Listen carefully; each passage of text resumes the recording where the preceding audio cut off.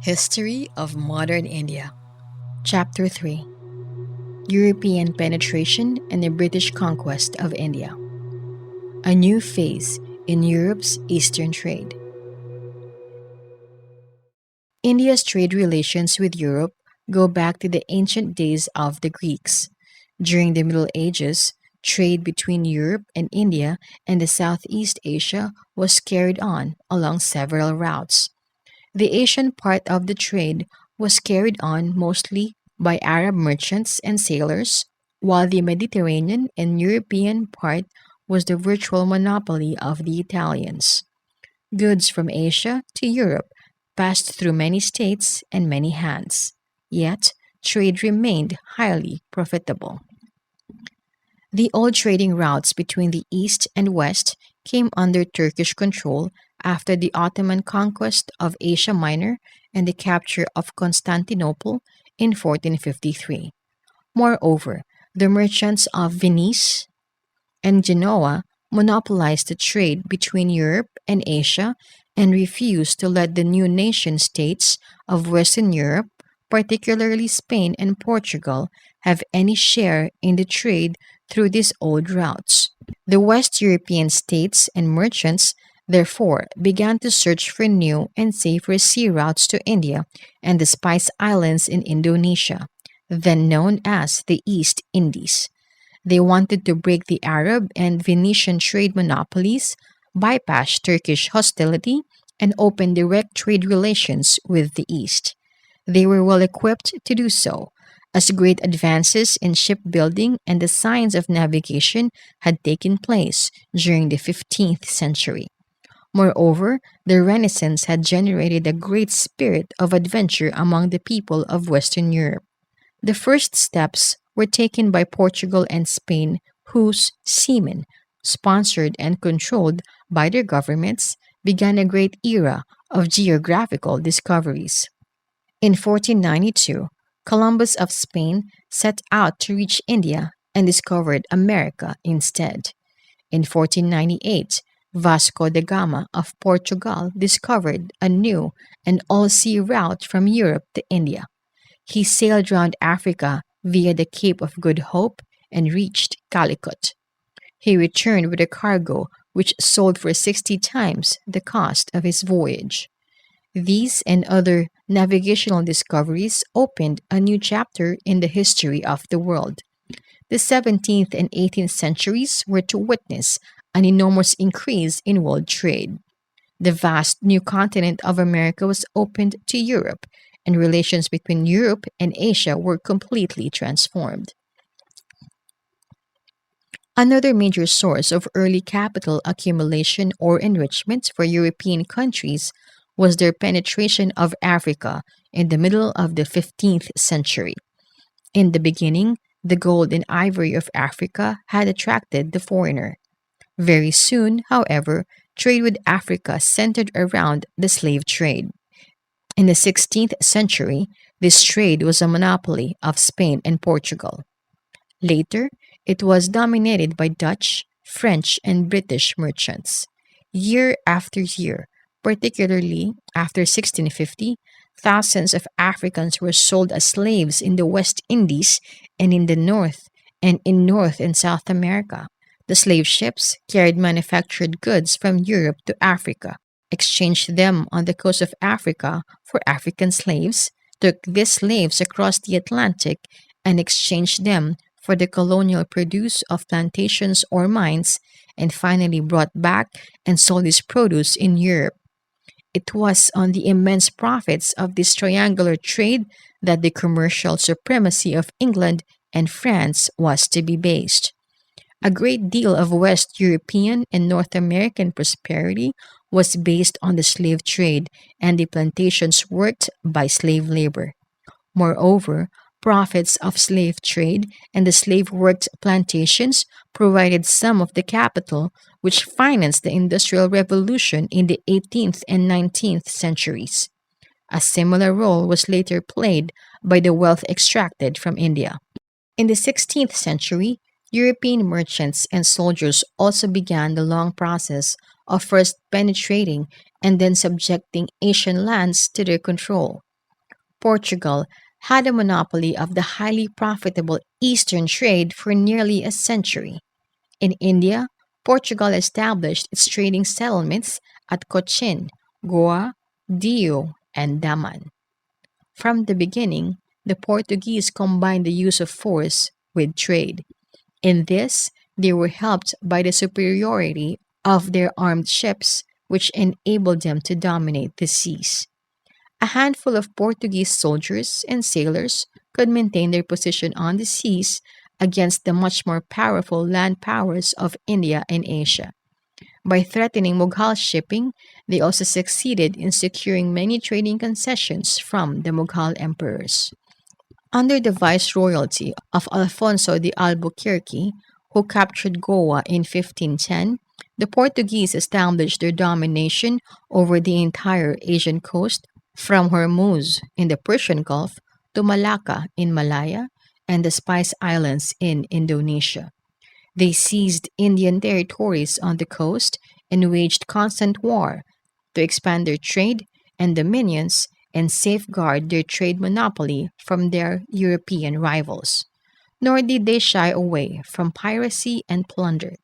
They also indulged in inhuman cruelties and lawlessness. In spite of their barbaric behavior, their possessions in India survived for a century because they enjoyed control over the high seas. Their soldiers and administrators maintained strict discipline, and they did not have to face the might of the Mughal Empire as South India was outside Mughal influence.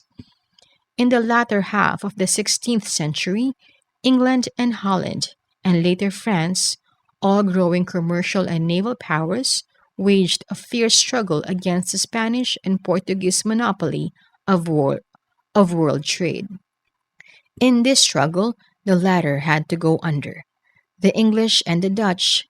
The English and the Dutch merchants were now able to use the Cape of Good Hope route to India and so join in the race for empire in the East. In the end, the Dutch gained control over Indonesia and the British over India, Sri Lanka, and Malaya. In 1602, the Dutch East India Company was formed, and the Dutch States General, the Dutch Parliament, gave it a charter empowering it to make war, conclude treaties, acquire territories, and build fortresses. The main interest of the Dutch lay not in India but in the Indonesian islands of Java, Sumatra, and the Spice Islands where spices were produced. They soon turned out the Portuguese from the Malay Straits and the Indonesian islands and in 1623 defeated English attempts to establish themselves there. They also established trading depots at Surat, Broak, Cambay, and Ahmedabad in Gujarat in West India, Cochin in Kerala, Nagapatam in Madras, Masulipatam in Andhra, Chinsura in Bengal, Patna in Bihar, and Agra in Uttar Pradesh. In 1658, they also conquered Sri Lanka from the Portuguese. The English merchants looked greedily at the Asian trade. The success of the Portuguese, the rich cargoes of spices, calicos, silk, gold, pearls, drugs, porcelain, and ebony they carried, and the high profits they made, inflamed the imagination of the merchants of England and made them impatient to participate in such profitable commerce. An English association or company to trade with the East was formed in 1599 under the auspices of a group of merchants known as the Merchant Adventurers. The company, popularly known as the East India Company, was granted a royal charter and the exclusive privilege to trade in the East by Queen Elizabeth on December 31st, 1600. In 1608, it decided to open a factory, the name given at the time to a trading depot, at Surat on the west coast of India and sent Captain Hawkins to Jahangir's court to obtain royal favors. Consequently, the English company was given permission by a royal foreman to open factories at several places on the west coast. The English was not satisfied with this concession. In 1615, their ambassador, Sir Thomas Roe, reached the Mughal court. Roe succeeded in getting an imperial farman to trade and establish factories in all parts of the Mughal Empire. In 1662, the Portuguese gave the island of Bombay to King Charles II of England as dowry for marrying a Portuguese princess. Eventually, the Portuguese lost all their possessions in India, except Goa, Diu, and Daman. The English company fell out with the Dutch company over the division of the spice trade of the Indonesian islands. The intermittent war in India between the two powers, which had begun in 1654, ended in 1667 when the English gave up all claims to Indonesia while the Dutch agreed to leave alone the English settlements in India. The growth of the East India Company's trade and influence, 1600 to 1714. The English East India Company had very humble beginnings in India. By 1623, it had established factories, trading posts at Surat, Broak, Ahmedabad, Agra, and Masulipatam. From the very beginning, it tried to combine trade and diplomacy with war and control of the territory where their factories were situated. Conditions in the south were far more favorable to the English as they did not have to face a strong Indian government there. The great Vijayanagar kingdom had been overthrown in 1565 and its place taken by a number of petty and weak states. It was easy to appeal to their greed and overawe them with armed strength. The English opened their first factory in the south of Masulipatam in 1611, but they soon shifted the center of their activity to Madras, the lease of which was granted to them by the local Raja in 1639. The Raja authorized them to fortify the place, administer it, and coin money on condition of payment to him of half of the customs revenue of the port. Here, the English built a small fort around their factory called Fort St. George. Interestingly enough, from the very beginning, this company of profit seeking merchants was also determined to make Indians pay for the conquest of their own country. For example, the court of directors of the company wrote to the Madras authorities in 1683, "We would have you to strengthen and fortify our forts and town, Madras, by degrees, that it may be terrible against the assault of any Indian prince and the Dutch power of India. But we must needs desire you so to continue your business, but with all gentleness, that the inhabitants may pay the full charge of all repairs and fortifications." The island of Bombay was acquired by the East India Company from the British government in 1668 and was immediately fortified. In Bombay, the English found a large and easy to defend port. For that reason, and because English trade was threatened at that time by the rising Maratha power, Bombay soon suspended Surat as the headquarters of the company on the west coast. In eastern India, the English company had opened its first factories in Orissa in 1633. In 1651, it was given permission to trade at Hooghly in Bengal. It soon opened factories at Patna in Bihar, Balasore in Orissa, and Dhaka and other places in Bengal. It now desired that in Bengal too, it should have an independent settlement. It dreamt of establishing political power in India, which would enable it to compel the Mughals to allow them a free hand in trade, to force Indians to sell cheap and buy dear, to keep the rival European traders out, to make its trade independent of the policies of the Indian powers. Political power would also make it possible for it to appropriate Indian revenues and thus conquer the country with its own resources. Such plans were explicitly put forward at the time. In 1687, the directors advised the governor of Madras too establish such a policy of civil and military power and create and secure such a large revenue to maintain both, as may be the foundation of a large, well grounded, secure English dominion in India for all time to come. In 1689, they declared, "The increase of our revenue is the subject of our care, as much as our trade. 'Tis that must maintain our force. When 20 accidents may interrupt our trade, 'tis that must make us a nation in India." Hostilities between the English and the Mughal Empire broke out in 1686 after the former had sacked Hooghly and declared war on the emperor. But the English had seriously misjudged the situation and underestimated Mughal strength. The Mughal the Mughal Empire under Aurangzeb was even now more than a match for the petty forces of the East India Company. The war ended disastrously for them. They were driven out of their factories in Bengal and compelled to seek refuge in a fever stricken island at the mouth of the Ganga. Their factories at Surat, Masulipatam, and Vishakhapatnam were seized and their fort at Bombay besieged. Having discovered that they were not yet strong enough to fight the Mughal power, the English once again became humble petitioners and submitted that the ill crimes they have done may be pardoned.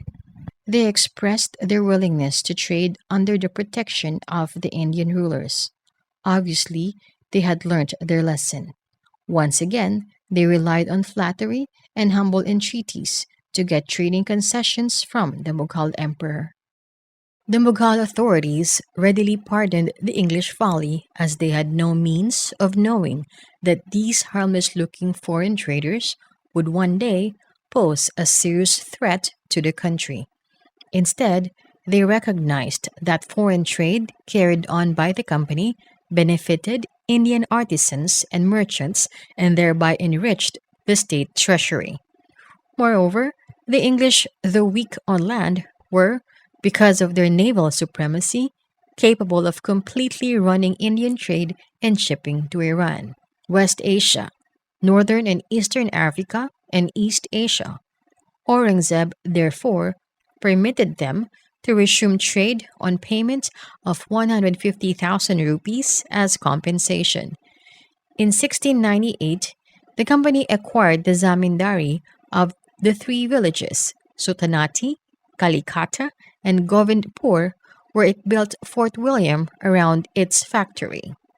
The villages soon grew into a city which came to be known as Calcutta. In 1717, the company secured from Emperor Farrukh Siyar a farman, confirming the privileges granted in 1691 and extending them to Gujarat and the Deccan, and extending them to the Gujarat and the Deccan. But during the first half of the 18th century, Bengal was ruled by strong Nawabs such as Murshid Qoli Khan and Alivardi Khan. They exercised strict control over the English traders and prevented them from misusing their privileges. Nor did they allow them to strengthen fortifications at Calcutta or to rule the city independently. Here, the East India Company remained a mere zamindar of the Nawab. Even though the political ambitions of the company were frustrated, its commercial affairs flourished as never before. Its imports from India into England increased from 500,000 pounds in 1708 to 1,795,000 in 1740. British settlements in Madras, Bombay, and Calcutta became the nuclei of flourishing cities. Large numbers of Indian merchants and bankers were attracted to these cities. This was due partly to the new commercial opportunities available in these cities and partly to the unsettled conditions and insecurity outside them, caused by the breakup of the Mughal Empire. By the middle of the 18th century, the population of Madras had increased to 300,000, of Calcutta to 200,000, and of Bombay to 70,000. The Charter of 1600 granted the East India Company the exclusive privilege of trading east of the Cape of Good Hope for a period of 15 years. The company was a strictly closed corporation or a monopoly. In India, a factory of the company was generally a fortified area within which the warehouse or stores, offices, and houses of the company's employees were situated. It is to be noted that no manufacture was carried on in this factory. The company's servants were paid very low salaries. Their real income, for which they were so keen to take service in India, came from the permission the company granted them to carry on private trade within the country, while trade between India and Europe was reserved for the company. The Anglo French struggle in South India. The English East India Company's schemes of territorial conquests and political domination, which had been frustrated by Aurangzeb at the end of the 17th century, were revived during 1740s because of the visible decline of Mughal power. Nadir Shah's invasion had revealed the decay of the central authority. But there was not much scope for foreign penetration in western India, where the vigorous Marathas held sway, and in eastern India, where Alivardi Khan maintained strict control. In southern India, however, conditions were gradually becoming favorable to foreign adventurers. While central authority had disappeared from there after Aurangzeb's death, the strong hand of Nizam ul Mulk Asaf Jah was also withdrawn by his death in 1748. Moreover, the Maratha chiefs regularly invaded Hyderabad and the rest of the south, collecting chaoth. These raids resulted in politically unsettled conditions and administrative disorganization. The Carnatic was embroiled in fratricidal wars of succession. These conditions gave the foreigners an opportunity to expand their political influence and control over the affairs of the South Indian states. But the English were not alone in putting forward commercial and political claims. While they had, by the end of the 17th century, eliminated their Portuguese and Dutch rivals, France had appeared as a new rival. For nearly 20 years, from 1744 to 1763, the French and the English were to wage a bitter war for control over the trade, wealth, and territory of India. The French East India Company was founded in 1664. It was firmly established at Chandernagore near Calcutta and Pondicherry on the east coast. The latter was full fortified. The French company had some other factories at several ports on the east and the west coasts. It had also acquired control over the islands of Mauritius and Reunion in the Indian Ocean. The French East India Company was heavily dependent on the French government, which helped it by giving it treasury grants, subsidies, and loans, and in various other ways. Consequently, it was largely controlled by the government, which appointed its directors after 1723. State control of the company proved quite harmful to it. The French state of the time was autocratic, semi-feudal, and unpopular, and suffered from corruption, inefficiency, and instability. Instead of being forward-looking, it was decadent, bound by tradition, and in general, unsuited to the times. Control by such a state could not but be injurious to the interests of the company. In 1742, war broke out in Europe between France and England. The war in Europe between England and France soon spread to India, where the two East India companies clashed with each other. In 1748, the general war between England and France ended. The war had ended, the rivalry in trade and over the possessions in India continued and had to be decided one way or the other.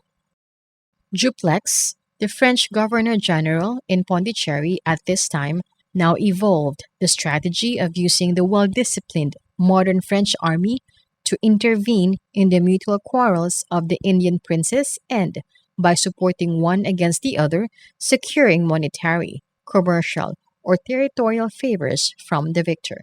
Thus, he planned to use the resources and armies of the local rajas, nawabs, and chiefs to serve the interests of the French company and to expel the English from India. The only barrier to the success of this strategy could have been the refusal of Indian rulers to permit such foreign intervention.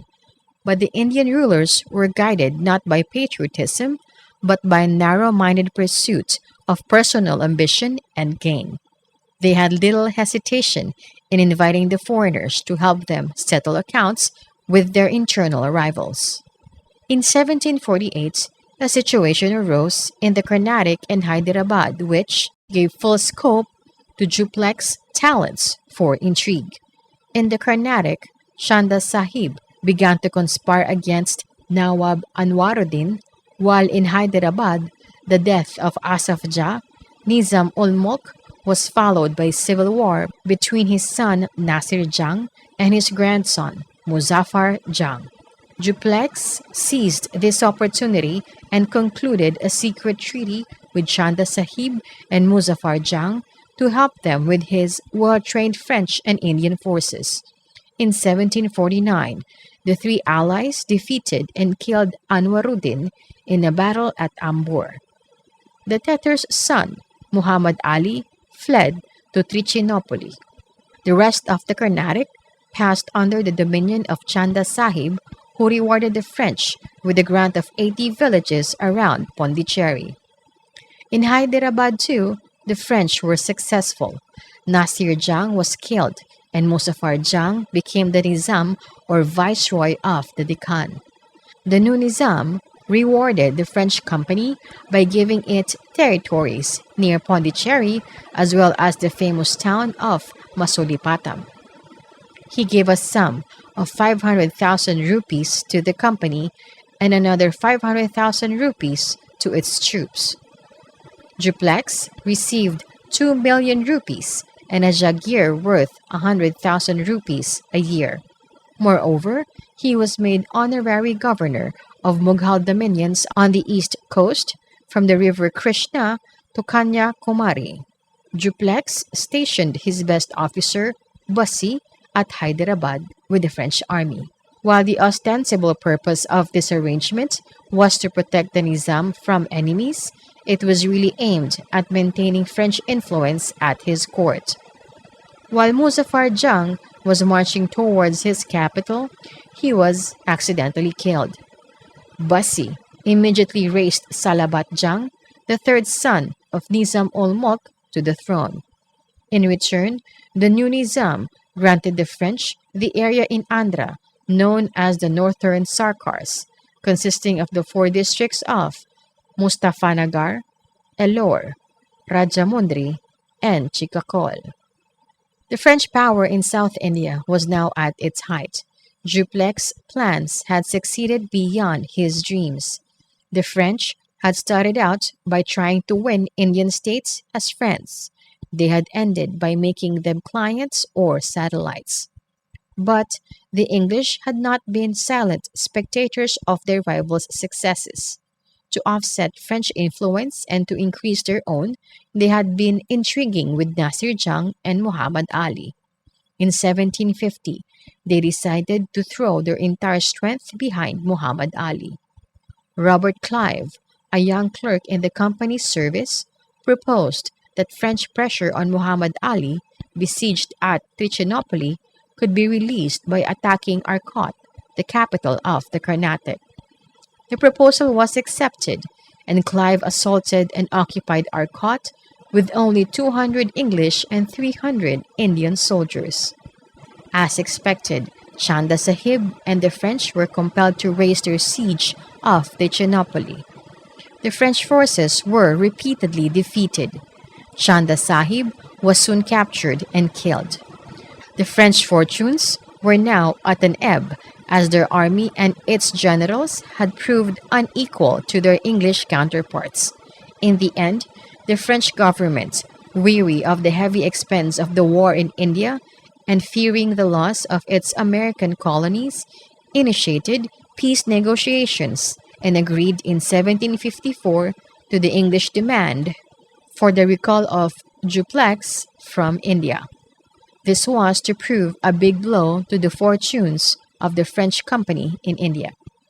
The temporary peace between the two companies ended in 1756 when another war between England and France broke out. In the very beginning of the war, the English managed to gain control over Bengal. This has been discussed later in this chapter. After this event, there was little hope for the French cause in India. The rich resources of Bengal turned the scales decisively in favor of the English.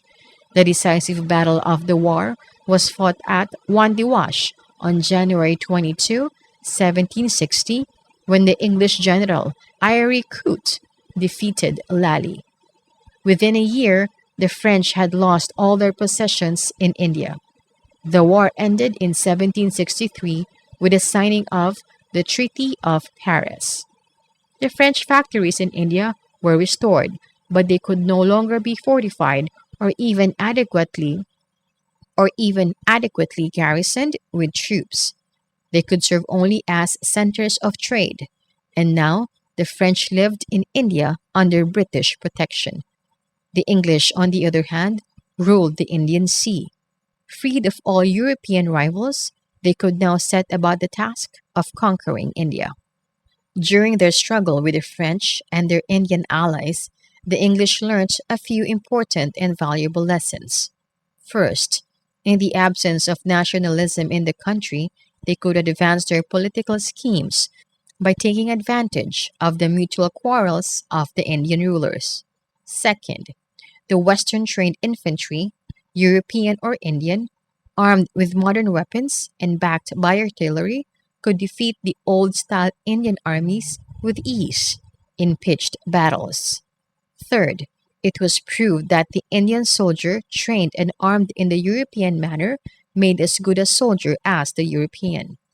And since the Indian soldier, too, lacked a feeling of nationalism, he could be hired and employed by anyone who was willing to pay him well. The English now set out to create a powerful army consisting of Indian soldiers, called sepoys, and officered by Englishmen. With this army as its chief instrument and the vast resources of Indian trade and territories under its command, the English East India Company embarked on an era of wars and territorial expansion. British occupation of Bengal.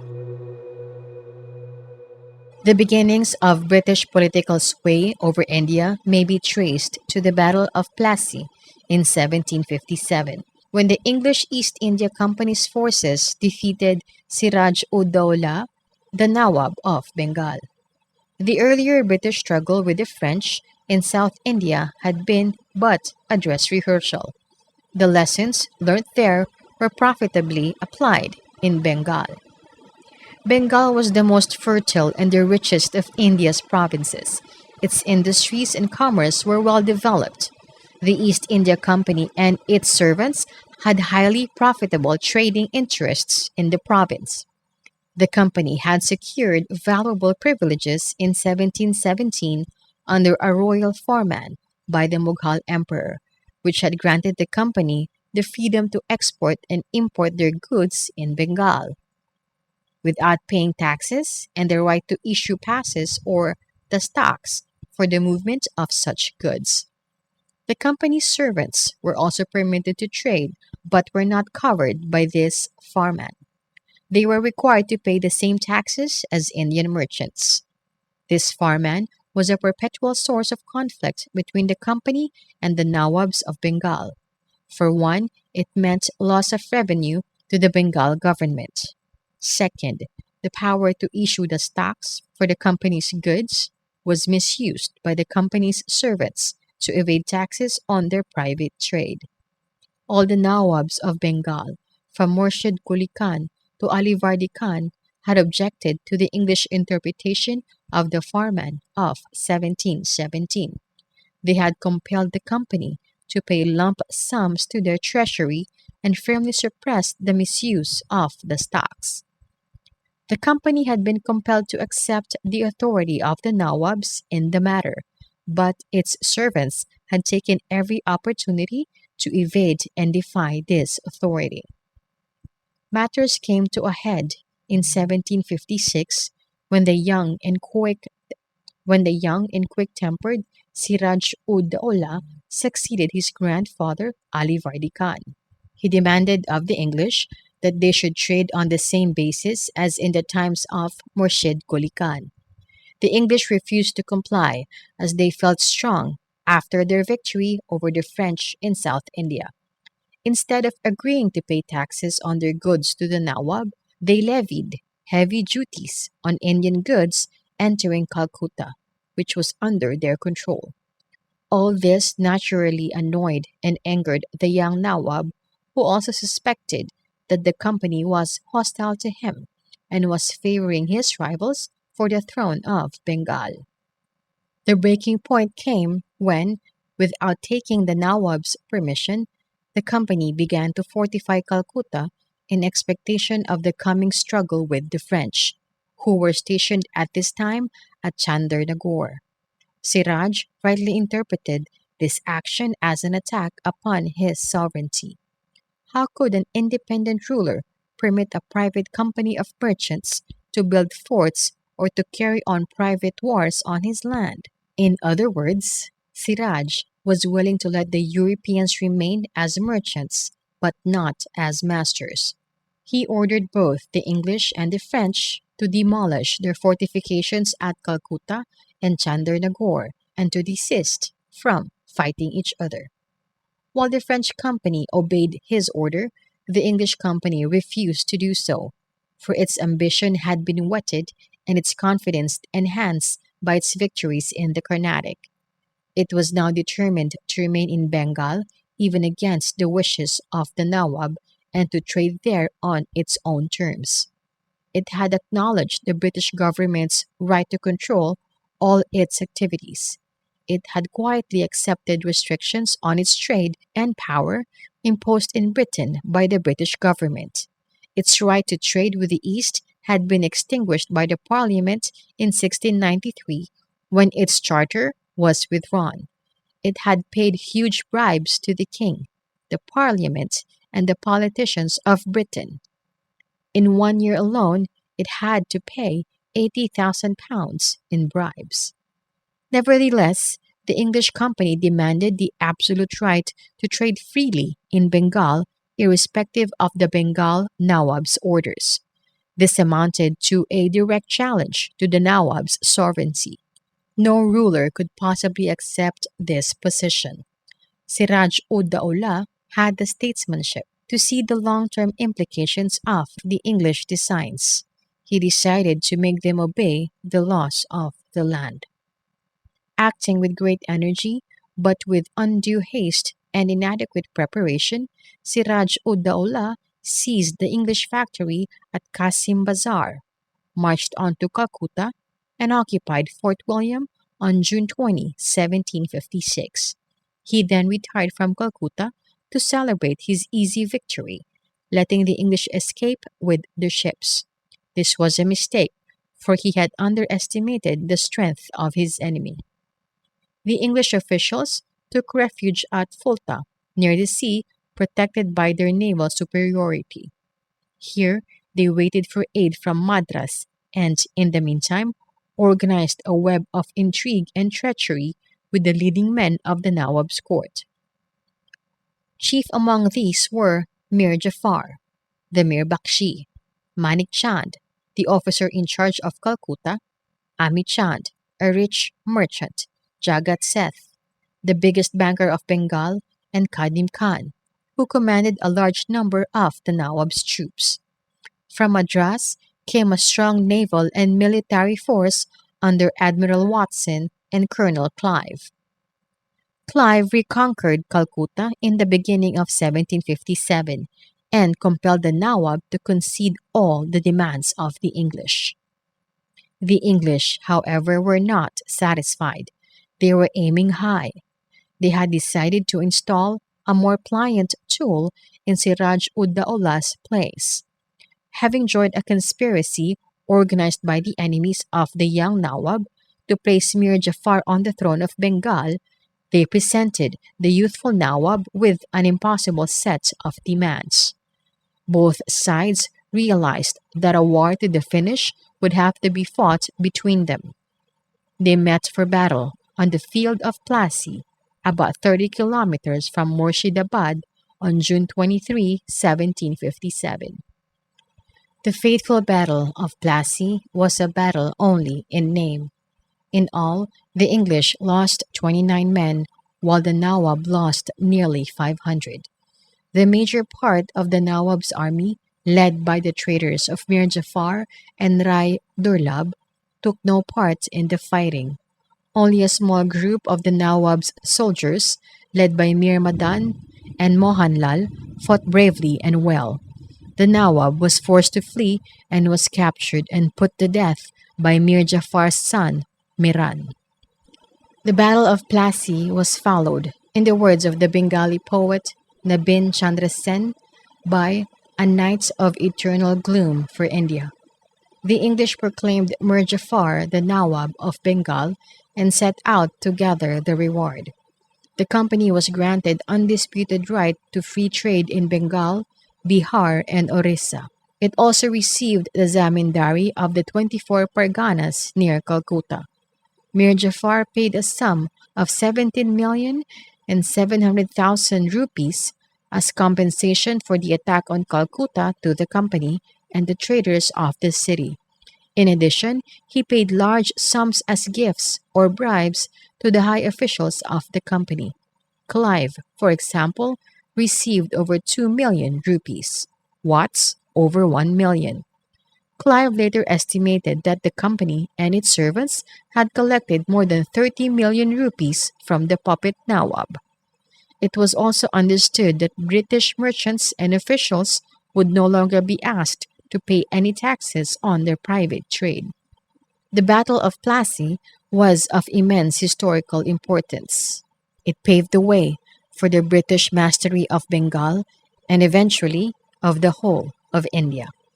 It boosted British prestige and at a single stroke raised them to the status of a major contender for the Indian Empire.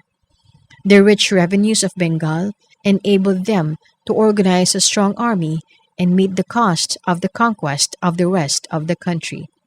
Control over Bengal played a decisive role in the Anglo-French struggle.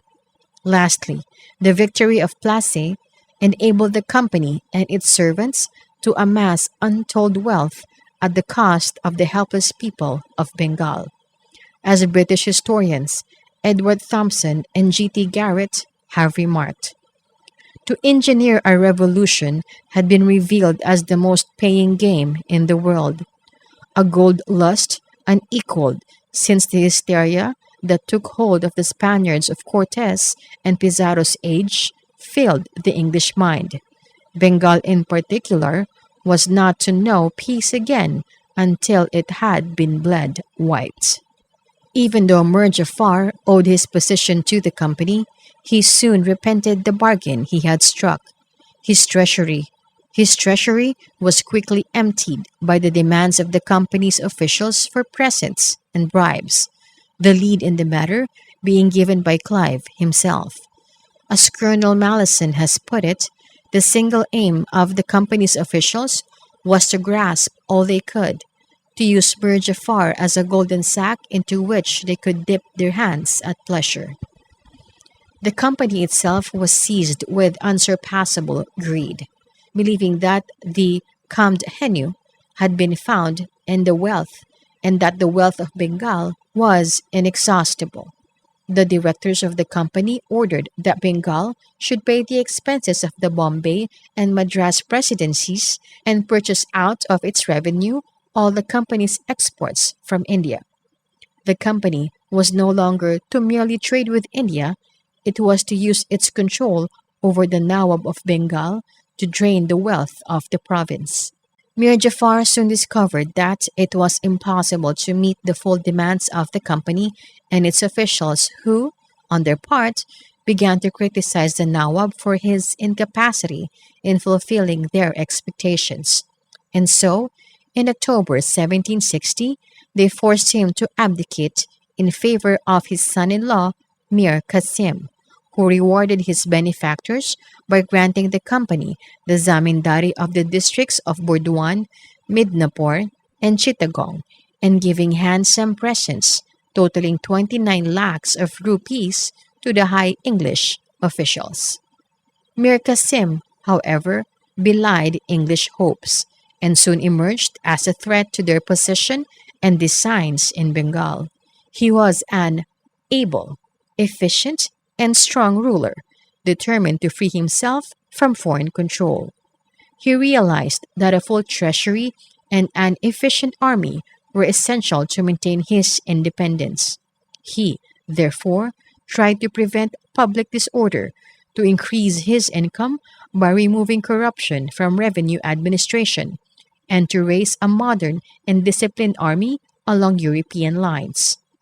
All this was not to the liking of the English. Most of all, they disliked the Nawab's attempts to check the misuse of the Farman of 1717 by the company's servants, who demanded that their goods, whether destined for export or for internal use, should be free of duties. This injured the Indian merchants as they had to pay taxes, from which the foreigners got complete exemption. Moreover, the company's servants illegally sold the dastaks or free passes to friendly Indian merchants who were thereby able to evade the internal customs duties. These abuses ruined the honest Indian traders through unfair competition and deprived the Nawab of a very important source of revenue. In addition to this, the company and its servants forced the Indian officials and zamindars to give them presents and bribes. They compelled the Indian artisans, peasants, and merchants to sell their goods cheap but buy dear from them. People who refused were often flogged or imprisoned. These years have been described by a recent British historian, Percival Spear, as the period of open and unashamed plunder. In fact, the prosperity for which Bengal was renowned was being gradually destroyed. Mir Qasim realized that if these abuses continued, he could never hope to make Bengal strong or free himself of the company's control. He, therefore, took the drastic step of abolishing all duties on internal trade, thus giving his own subjects a concession that the English had seized by force. But the alien merchants were not willing to tolerate equality between themselves and Indians. They demanded the reimposition of duties on Indian traders. The battle was about to begin again. The truth of the matter was that there could not exist two masters in Bengal. While Mir Qasim believed that he was an independent ruler, the English demanded that he should act as a mere tool in their hands, for had they not put him in power? Mir Qasim was defeated in a series of battles in 1763 and fled to Awadh, where he formed an alliance with Shuja ud Dawla, the Nawab of Awadh, and Shah Alam II, the fugitive Mughal emperor. The three allies clashed with the company's army at Buxar on October 22, 1764, and were thoroughly defeated. This was one of the most decisive battles of Indian history, for it demonstrated the superiority of English arms over the combined army of two of the major Indian powers. It firmly established the British as masters of Bengal, Bihar, and Orissa, and placed Awadh at their mercy. Clive, who had returned to Bengal in 1765 as its governor, decided to seize the chance of power in Bengal and to gradually transfer the authority of government from the Nawab to the company. In 1763, The British had restored Mir Jafar as Nawab and collected huge sums for the company and its high officials. On Mir Jafar's death, they placed his second son, Nizam ud Dawla, on the throne, and as a reward to themselves, made him sign a new treaty on February 20, 1765. By this treaty, the Nawab was to disband most of his army and to administer Bengal through a deputy Subadar who was to be nominated by the company and who could not be dismissed without its approval. The company thus gained supreme control over the administration or Nizamat of Bengal. The members of the Bengal Council of the company once again extracted nearly 15 lakhs of rupees from the new Nawab. From Shah Alam II, who was still the titular head of the Mughal Empire, the company secured the Diwani, or the right to collect revenue of Bihar, Bengal, and Orissa. Thus, its control over Bengal was legalized and the revenues of this most prosperous of Indian provinces placed at its command. In return, the company gave him a subsidy of 26 lakhs of rupees and secured for him the districts of Kora and Allahabad. The emperor resided in the fort of Allahabad for 6 years as a virtual prisoner of the English. The Nawab of Awadh, Shuja ud Dawla, was made to pay a war indemnity of 5 million rupees to the company. Moreover, the two signed an alliance by which the company promised to support the Nawab against an outside attack, provided he paid for the services of the troops sent to his aid. This alliance made the Nawab a dependent of the company. Dual system of administration of Bengal. The East India Company became the real master of Bengal at least from 1765. Its army was in sole control of its defense and the supreme political power was in its hands. The Nawab depended for his internal and external security on the British. As the Diwan, the company directly collected its revenues, while through the right to nominate the deputy Subadar, it controlled the Nizamat or the police and judicial powers. This arrangement is known in history as the dual or double government.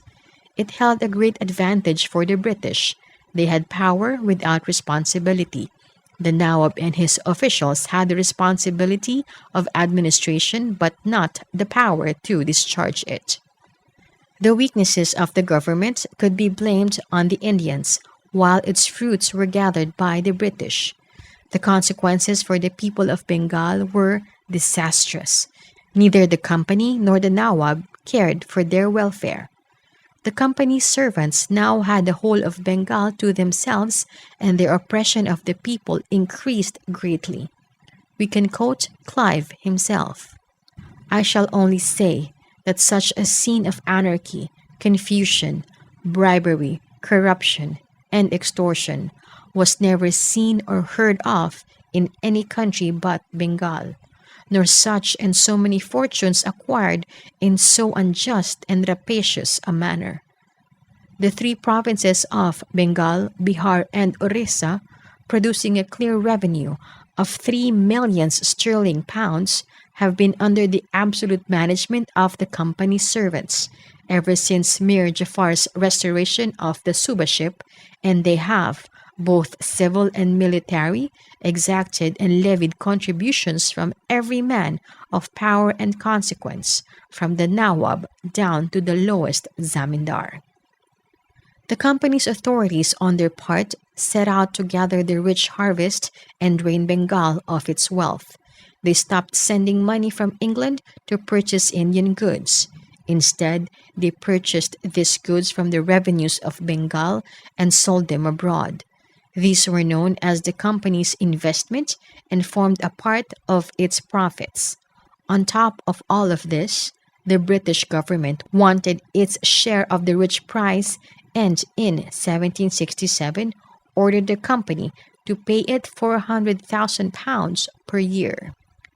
In the years 1766, 1767, and 1768 alone, nearly £5.7 million were drained from Bengal. The abuses of the dual government and the drain of wealth led to the impoverishment and exhaustion of that unlucky province.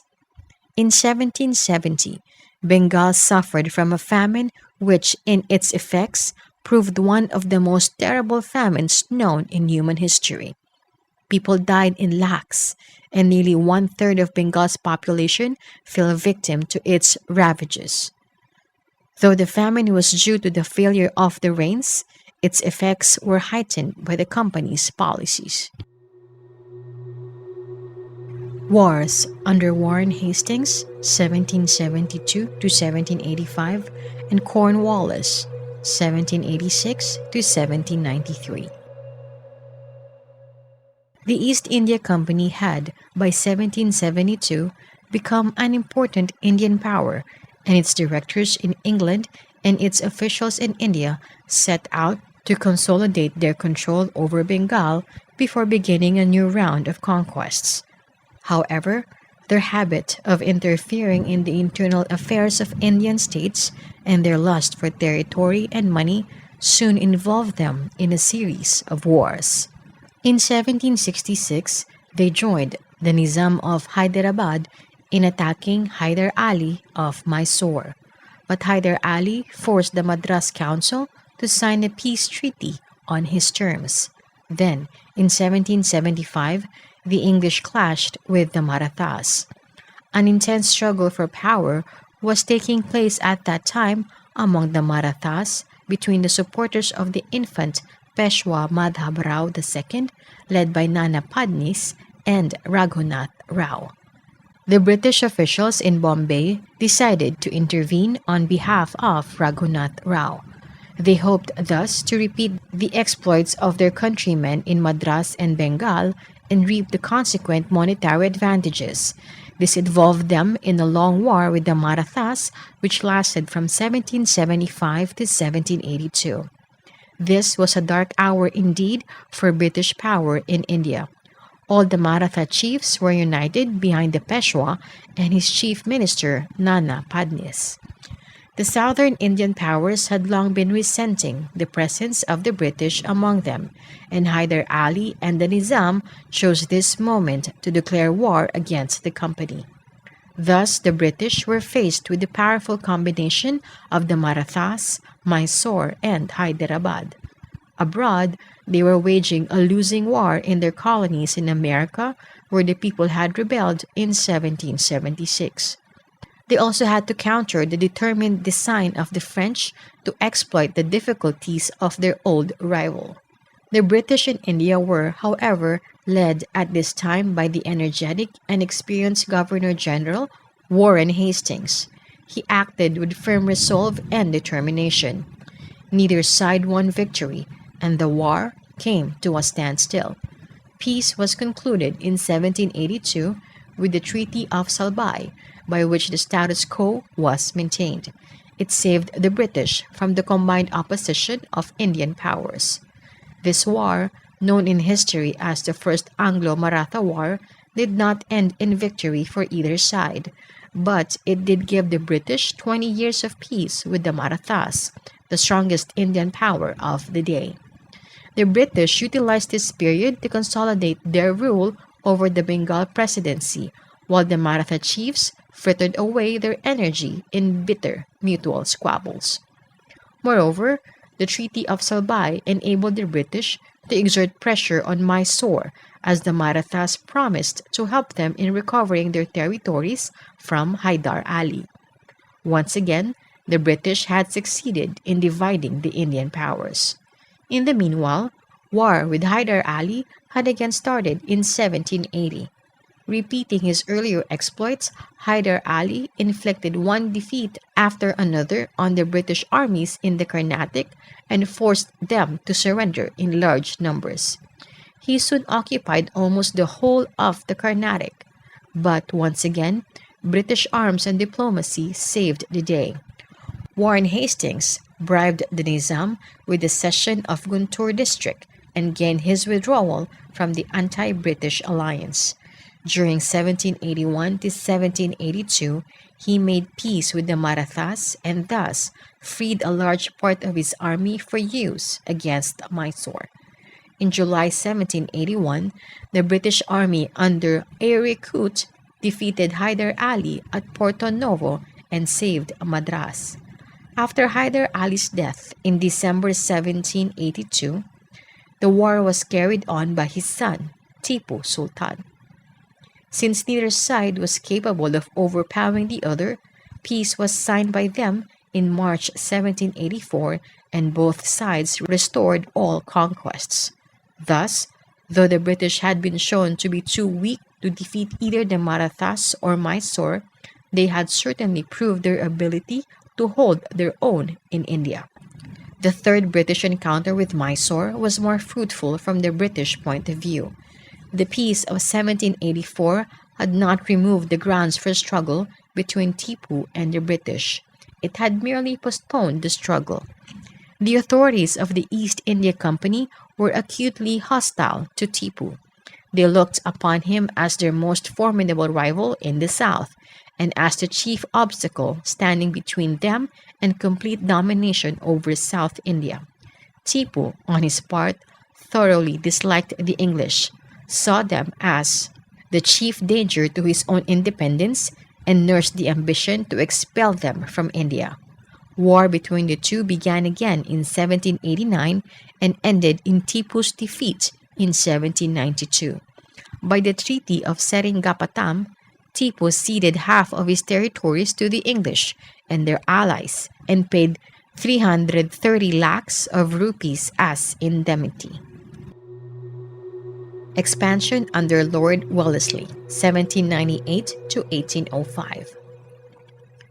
The next large-scale expansion of British rule in India occurred during the Governor-Generalship of Lord Wellesley, who came to India in 1798 at a time when the British were locked in a life-and-death struggle with France all over the world. Till then, the British had followed the policy of consolidating their gains and resources in India and making territorial gains only when this could be done safely without antagonizing the major Indian powers. Lord Wellesley decided that the time was ripe for bringing as many Indian states as possible under British control. By 1797, the two strongest Indian powers, Mysore and the Marathas, had declined in power. Political conditions in India were propitious for a policy of expansion. Aggression was easy as well as profitable. To achieve his political aims, Wellesley relied on three methods: the system of subsidiary alliances, outright war, and the assumption of the territories of previously subordinated rulers. While the practice of helping an Indian ruler with a paid British force was quite old, it was given definite shape by Wellesley, who used it to subordinate the Indian states to the paramount authority of the company. Under his subsidiary alliance system, the ruler of the allying Indian state was compelled to accept the permanent stationing of a British force within his territory and to pay a subsidy for its maintenance. All this was done allegedly for his protection, but was, in fact, a form through which the Indian ruler paid tribute to the company. Sometimes, the ruler ceded part of his territory instead of paying annual subsidy. The subsidiary treaty usually also provided that the Indian ruler would agree to the posting at his court of a British resident, that he would not employ any European in his service without the approval of the British, and that he would not negotiate with any other Indian ruler without consulting the Governor-General. In return, the British undertook to defend the ruler from his enemies. They also promised non-interference in the internal affairs of the allied state, but this was a promise they seldom kept. In reality, by signing a subsidiary alliance, an Indian state virtually signed away its independence. It lost the right to self-defense, of maintaining diplomatic relations, of employing foreign experts, and of settling its disputes with its neighbors. In fact, the Indian ruler lost all vestiges of sovereignty in external matters and became increasingly subservient to the British residents who interfered in the day to day administration of the state. In addition, the system tended to bring about the internal decay of the protected state.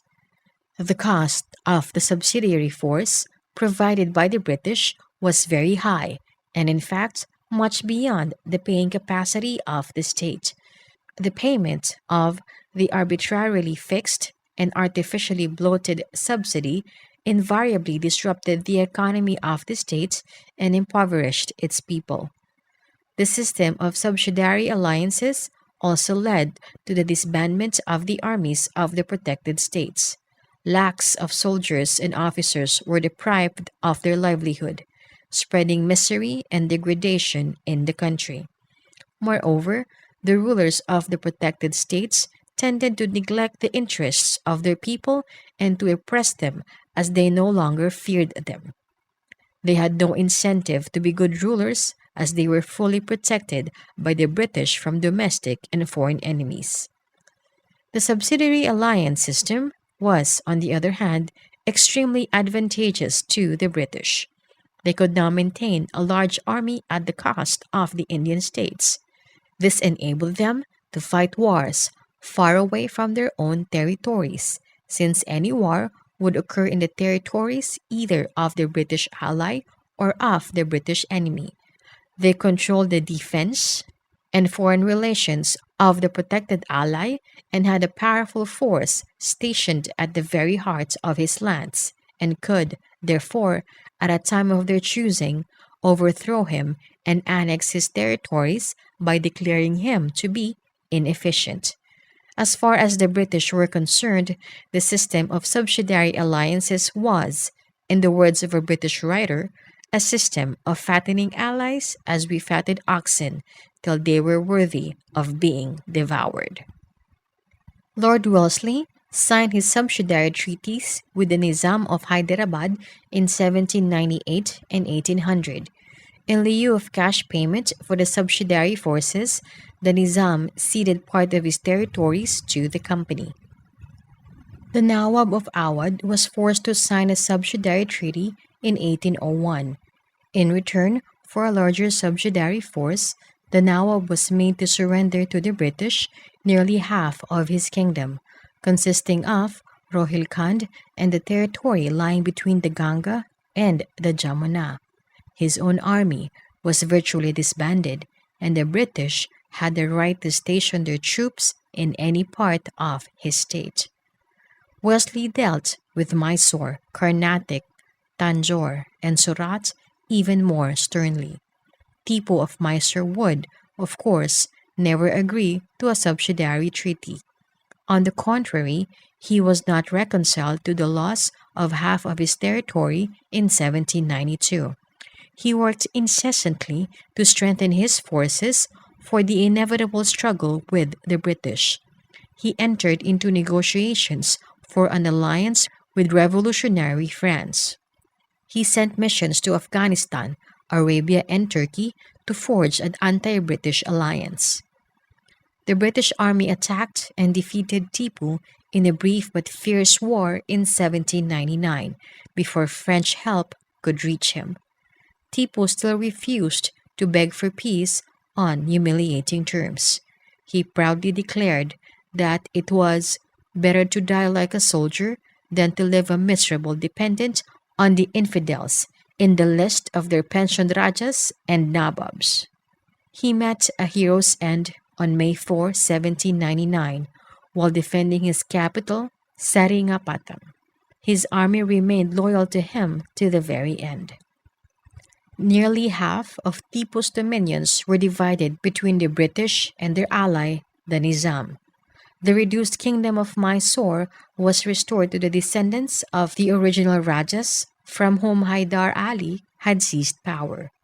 A special treaty of subsidiary alliance was imposed on the new Raja, by which the Governor General was authorized to take over the administration of the state in case of necessity. Mysore was, in fact, made a complete dependency of the company. In 1801, Lord Wellesley forced a new treaty upon the puppet Nawab of Carnatic, compelling him to cede his kingdom to the company in return for a pension. The Madras Presidency, as it existed till 1947, was now created by attaching the Carnatic to territories seized from Mysore, including the Malabar. Similarly, the territories of the rulers of Tanjore and Surat were taken over and their rulers pensioned off. The Marathas were the only major Indian power left outside the sphere of British control. Wellesley now turned his attention towards them and began aggressive interference in their internal affairs. The Maratha Empire at this time consisted of a confederacy of five big chiefs, namely the Peshwa at Pune, the Gaikwad at Baroda, the Scindia at Gwalior, the Holkar at Indore, and the Bonsle at Nagpur, the Peshwa being the nominal head of the confederacy. But all of them were engaged in bitter, fratricidal strife, blind to the real danger from the rapidly advancing foreigner. Wellesley had repeatedly offered a subsidiary alliance to the Peshwa and Scindia, but the far-sighted Nana Padnis had refused to fall into the trap.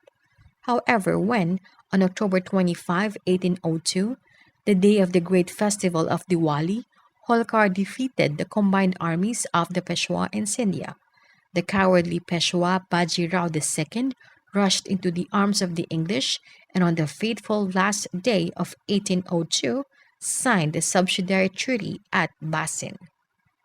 The victory had been a little too easy, and Wellesley was wrong in one respect.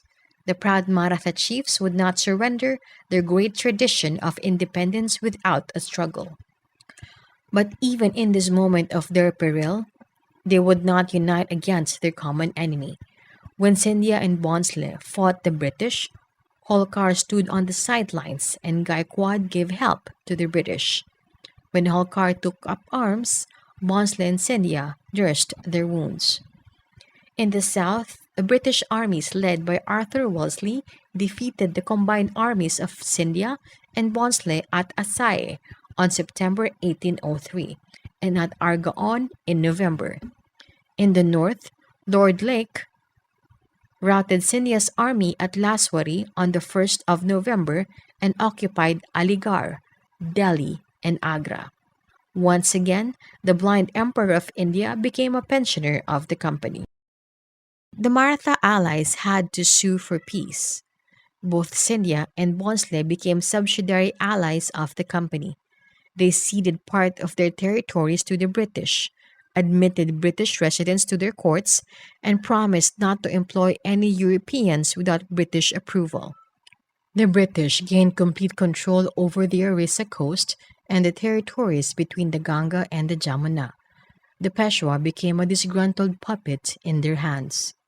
Wellesley now turned his attention towards Holkar, but Yashwant Rao Holkar proved more than a match for the British and fought British armies to a standstill. Holkar's ally, the Raja of Bharatpur, inflicted heavy losses on Lake, who unsuccessfully attempted to storm his fort. Moreover, overcoming his age-old antagonism to the Holkar family, Scindia began to think of joining hands with Holkar. On the other hand, the shareholders of the East India Company discovered that the policy of expansion through war was proving costly and was reducing their profits. The company's debt had increased from £17 million in 1797 to £31 million in 1806. Moreover, Britain's finances were getting exhausted at a time when Napoleon was once again becoming a major threat in Europe. British statesmen and the directors of the company felt that time had come to check further expansion, to put an end to ruinous expenditure, and to digest and consolidate Britain's recent gains in India.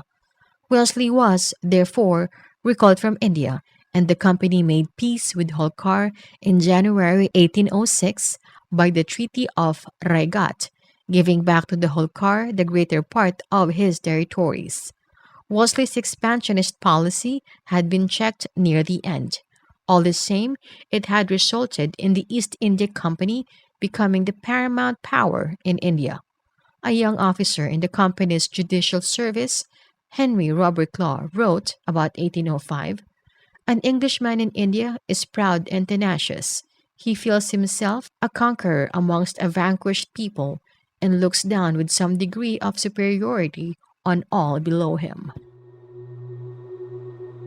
Expansion under Lord Hastings, 1813 to 1822.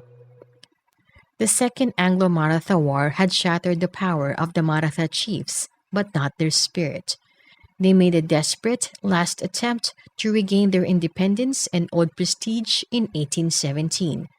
The lead in organizing a united front of the Maratha chiefs was taken by the Peshwa, who was smarting under the rigid control exercised by the British resident. The Peshwa attacked the British residency at Pune in November 1817. Appa Sahib of Nagpur attacked the residency at Nagpur, and Madhav Rao Holkar made preparations for war.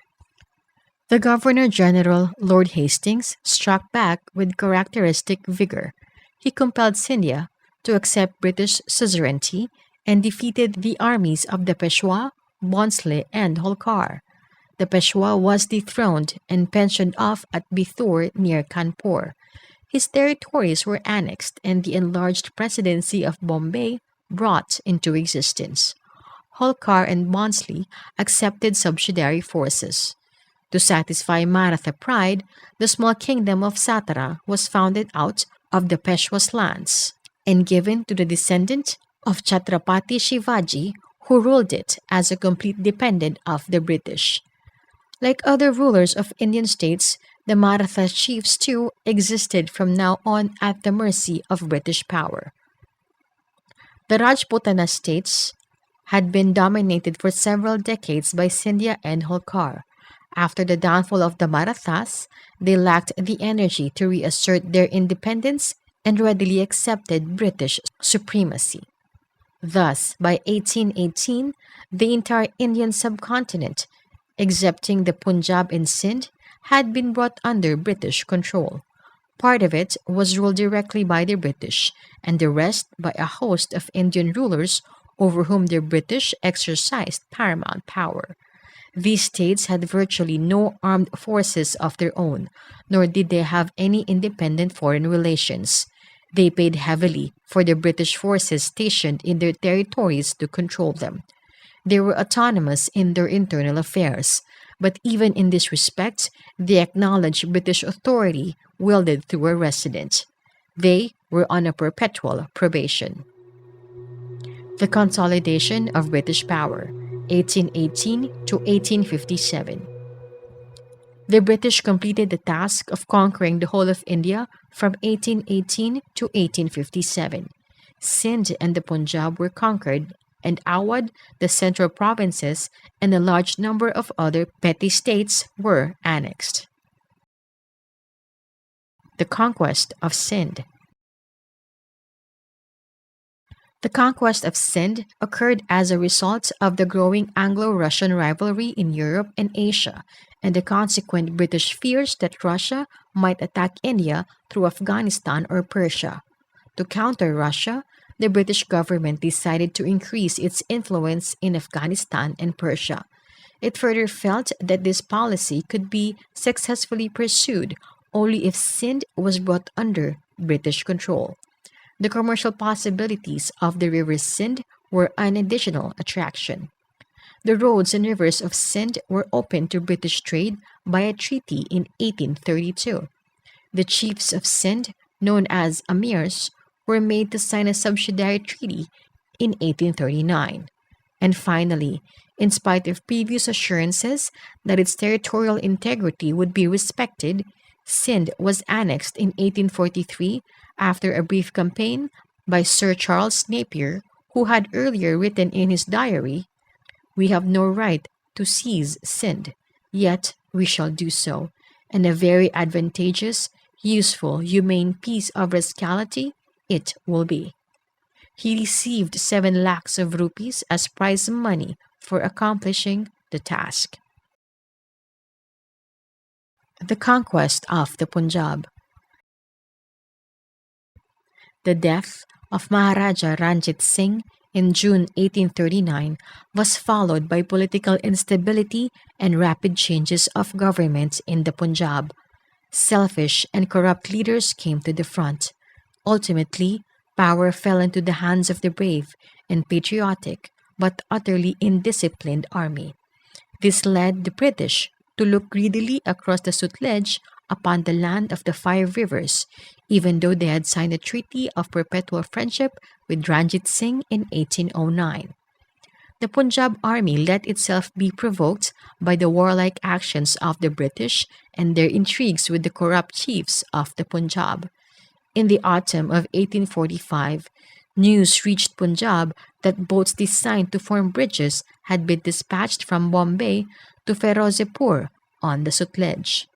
Barracks for additional troops were built in the forward area, and additional regiments began to be dispatched to the frontier with the Punjab. The Punjab army, now convinced that the British were determined to occupy the Punjab, took countermeasures. When it heard in December that Lord Gough, the commander-in-chief, and Lord Harding, the governor-general, were marching towards Firozepur, it decided to strike. War between the two was thus declared on December 13, 1845. The danger from the foreigner immediately united the Hindus, the Muslims, and the Sikhs. The Punjab army fought heroically and with exemplary courage, but some of its leaders had already turned traitors. The Prime Minister Raja Lal Singh and the Commander-in-Chief Misar Tej Singh were secretly corresponding with the enemy. The Punjab army was forced to concede defeat and to sign the humiliating Treaty of Lahore on March 8, 1846. The British annexed the Julundar Doab and handed over Jammu and Kashmir to Raja Gulab Singh Dogra for a cash payment of 5 million rupees. The Punjab army was reduced to 20,000 infantry and 12,000 cavalry, and the strong British force was stationed at Lahore. Later, on December 16, 1846, another treaty was signed giving the British resident at Lahore full authority over all matters in every department of the state. Moreover, the British were permitted to station their troops in any part of the state. From now on, the British resident became the real ruler of the Punjab, which lost its independence and became a vassal state. But the aggressively imperialist sections of British officialdom in India were still unsatisfied, for they wanted to impose direct British rule over the Punjab. Their opportunity came in 1848, when the freedom-loving Punjabis rose up in numerous local revolts. Two of the prominent revolts were led by Mulraj at Multan and Chatar Singh Atariwala near Lahore. The Punjabis were once again decisively defeated. Lord Dalhousie seized this opportunity to annex the Punjab. Thus, the last independent state of India was absorbed in the British Empire of India. Dalhousie and the Policy of Annexation, 1848 to 1856. Lord Dalhousie came out to India as the Governor-General in 1848. He was from the beginning determined to extend direct British rule over as large an area as possible. He had declared that the extension of all native states of India is just a question of time. The underlying motive of this policy was the expansion of British exports to India. Dalhousie, like other aggressive imperialists, believed that British exports to the native states of India were suffering because of the maladministration of these states by their Indian rulers. Moreover, they thought that their Indian allies had already served the purpose of facilitating British conquest of India and could now be got rid of profitably. The chief instrument through which Lord Dalhousie implemented his policy of annexation was the doctrine of lapse. Under this doctrine, when the ruler of a protected state died without a natural heir, his state was not to pass to an adopted heir as sanctioned by the age old tradition of the country. Instead, it was to be annexed to British India, unless the adoption had been clearly approved earlier by the British authorities. Many states, including Satara in 1848 and Nagpur and Jhansi in 1854, were annexed by applying this doctrine. Dalhousie also refused to recognize the titles of many ex-rulers or pay their pensions. Thus, the titles of the Nawabs of Carnatic and of Surat and the Raja of Tanjore were cancelled. Similarly, after the death of the ex-Peshwa Baji Rao II, who had been made the Raja of Bitur, Dalhousie refused to extend his pay or pension to his adopted son, Nana Sahib. Dalhousie was keen on annexing the kingdom of Awadh, but the task presented certain difficulties. For one, the Nawabs of Awadh had been British allies since the Battle of Buxar. Moreover, they had been most obedient to the British over the years. The Nawab of Awadh had many heirs and could not therefore be covered by the doctrine of lapse. Some other pretext had to be found for depriving him of his dominions. Finally, Lord Dalhousie hit upon the idea of alleviating the plight of the people of Awadh. Nawab Wajid Ali Shah was accused of having misgoverned his state and of refusing to introduce reforms.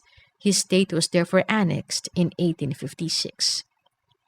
Undoubtedly, the degeneration of the administration of Awadh was a painful reality for its people. The Nawabs of Awadh, like other princes of the day, were selfish rulers absorbed in self-indulgence who cared little for the good administration or for the welfare of the people. But the responsibility for this state of affairs was in part that of the British who had, at least since 1801, controlled and indirectly governed Awadh. In reality, it was the immense potential of Awadh as a market for Manchester goods which excited Dalhousie's greed and aroused his philanthropic feelings, and for similar reasons, to satisfy Britain's growing demand for raw cotton. Dalhousie took away the cotton-producing province of Berar from the Nizam in 1853. It needs to be clearly understood that the question of the maintenance or annexation of native states was of no great relevance at this time. In fact, there were no Indian states in existence at that time. The protective native states were as much a part of the British Empire as the territories ruled directly by the company. If the form of British control over some of these states was changed, it was to suit British convenience. The interests of their people had little to do with the change. End of chapter.